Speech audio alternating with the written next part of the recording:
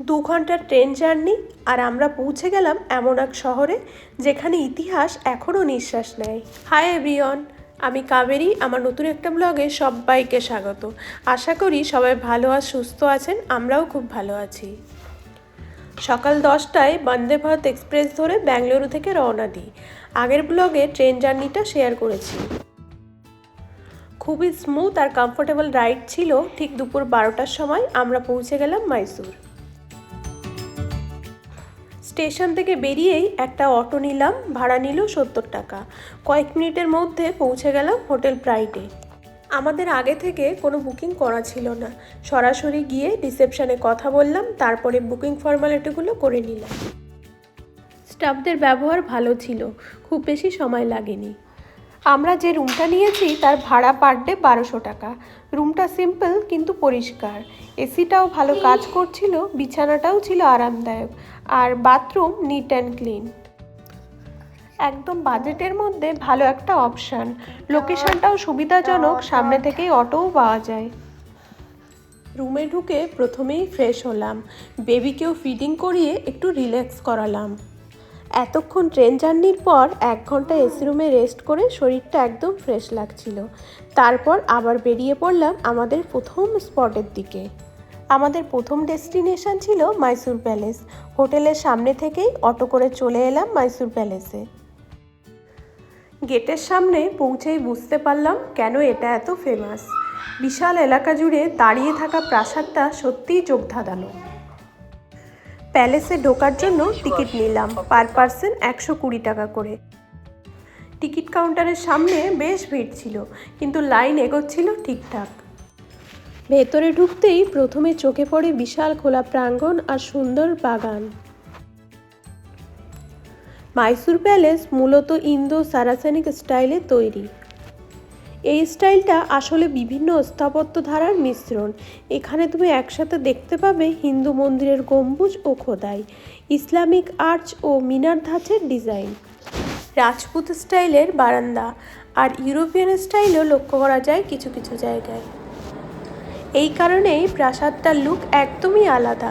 লাল পাথর, সাদা মার্বেলের গম্বুজ, বড় বড় খিলান আর সূক্ষ্ম কারুকাজ, সব মিলিয়ে খুব রাজকীয় আর গ্র্যান্ড একটা ফিল দেয়। সহজ কথায় বললে এটা এক ধরনের মিক্সড রয়্যাল আর্কিটেকচার, যেখানে ভারতীয় আর ইউরোপিয়ান ডিজাইন একসাথে মিশেছে, যেখানে বিভিন্ন স্থাপত্য শৈলীর মিশ্রণ দেখা যায়। প্যালেসের ভেতরের দরবার সত্যিই অসাধারণ। উঁচু ছাদ, রঙিন কাচের জানলা, নীল সবুজ খুঁটি আর তাতে সোনালি রঙের ডিজাইন, সব মিলিয়ে জায়গাটা যেন একটা সিনেমার সেট। দেয়ালে পুরনো চিত্রকর্ম আর রাজপরিবারের ইতিহাসও ফুটে উঠেছে। মনে হচ্ছিল প্রতিটা করিডোর একটা করে গল্প বলছে। মার্বেল ফ্লোর, খোদাই করা দরজা, সিঁড়ির ডিজাইন, সব কিছুই এত সুন্দরভাবে সংরক্ষণ করা হয়েছে যে অবাক লাগছিল। ভাবছিলাম কত বছর আগের ইতিহাস এখনও কত যত্নে টিকে আছে। মাইসুর প্যালেসের কথা বললে শুধু দিনের সৌন্দর্য বললেই শেষ হয় না, আসল ম্যাজিকটা নাকি সন্ধ্যায়। অনেকেই ভাবে প্যালেস প্রতিদিন পুরো আলোয় ঝলমল করে, কিন্তু ব্যাপারটা একটু আলাদা।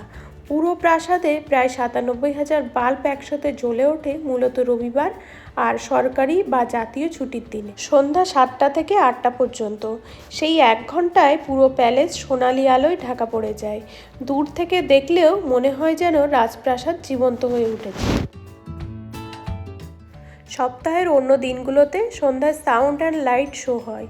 সেখানে আলো, সঙ্গীত আর বর্ণনার মাধ্যমে মাইসুরের ইতিহাস আর রাজপরিবারের গল্প দেখানো হয়।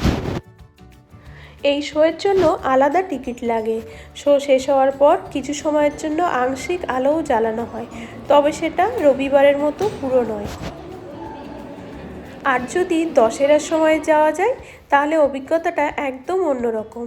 সেই সময় প্রায় প্রতিদিনই প্যালেসের সম্পূর্ণ আলোয় সাজানো থাকে আর পুরো শহরে উৎসবের আবহ থাকে।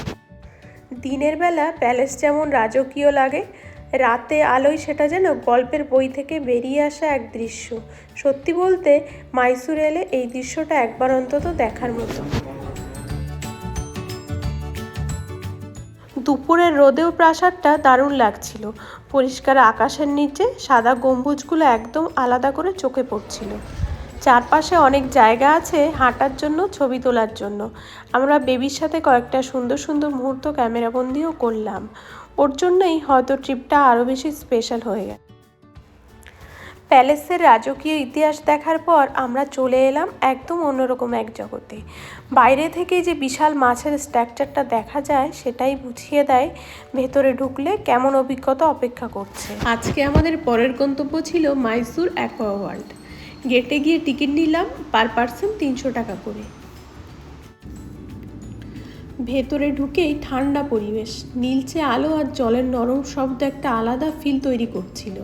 সত্যি বলতে এখানে সময় নিয়ে ঢোকাই ভালো, ধীরে ধীরে দেখলে তবেই পুরোটা উপভোগ করা যাবে।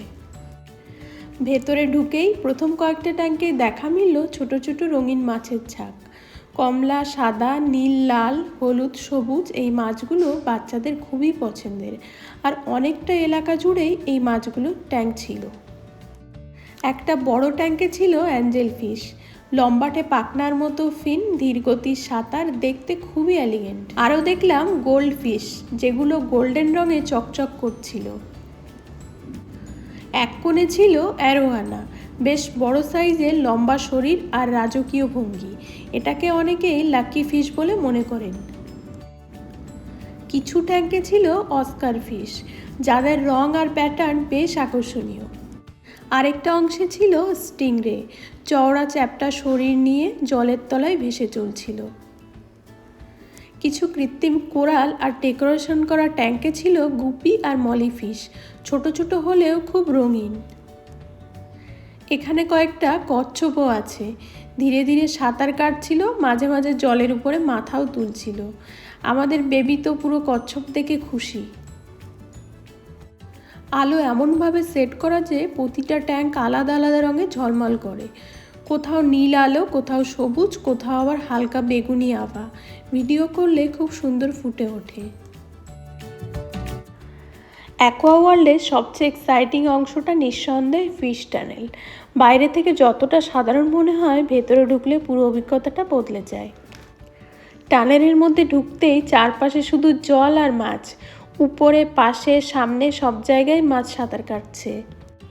কাঁচের স্বচ্ছ দেয়াল আর ছাদ দিয়ে তৈরি এই টানেলের ভেতর দিয়ে হাঁটতে হাঁটতে মনে হয় যেন সমুদ্রের নিচ দিয়ে হেঁটে যাচ্ছি।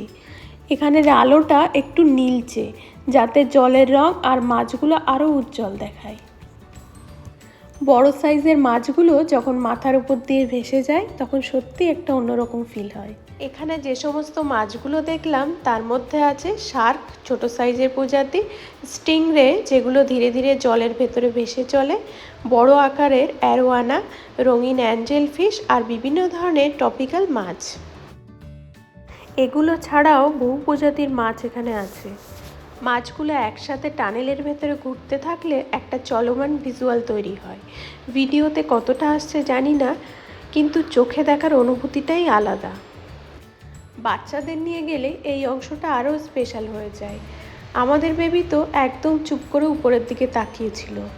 মাছগুলো যখন ওর সামনে এসে যাচ্ছিল তখন ও চোখ বড় বড় করে দেখেই যাচ্ছিল। অনেকে দ্রুত হাঁটতে হাঁটতে টানেলটা পার করে দেয়, কিন্তু এখানে ধীরে হাঁটলে, একটু থেমে চারপাশটা তাকালে আসল মজাটা পাওয়া যায়। উপরের দিকে তাকিয়ে কয়েক মিনিট দাঁড়িয়ে থাকলেই বুঝতে পারবে জায়গাটা কতটা সুন্দরভাবে ডিজাইন করা হয়েছে। তাছাড়াও মাছের চলাফেরা, তাদের রং, আলোর পরিবর্তন সব কিছু মিলিয়ে জায়গাটা খুবই ইন্টারেস্টিং হয়ে ওঠে। সত্যি বলতে অ্যাকোয়া ওয়ার্ল্ডের পুরো অভিজ্ঞতার মধ্যে ফিশ টানেলটাই সবচেয়ে মেমোরেবল। রাজকীয় প্যালেসের পর সমুদ্রের নিচে ছোট্ট জগতে হাঁটা মাইসুর প্যালেসের ট্রিপটাকে একদম ভিন্ন মাত্রা এনে দেয়। পরের অংশে আমরা কোথায় গেলাম সেটা খুব তাড়াতাড়ি শেয়ার করব, সঙ্গে থেকো। টাটা।